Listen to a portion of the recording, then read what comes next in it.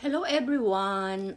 Andito pala kami sa Nangkay Station Ramen Restaurant. Actually, ito talaga yung ramen na gusto kong matikman. Kakabukas lang nito last year. Kaso, tuwing dadayo kami dito, laging maraming customer nakapila. Magbubukas pala ito tuwing 6:30 PM sa gabi. Kaya eto, inagahan namin pero nakapila pa rin kami dahil wala pang 6:30. Kumbaga, sarado pa. Pero grabe ha, malamig talaga ngayon ang panahon. O tingnan mo naman, hindi pa taglamig masyado ha.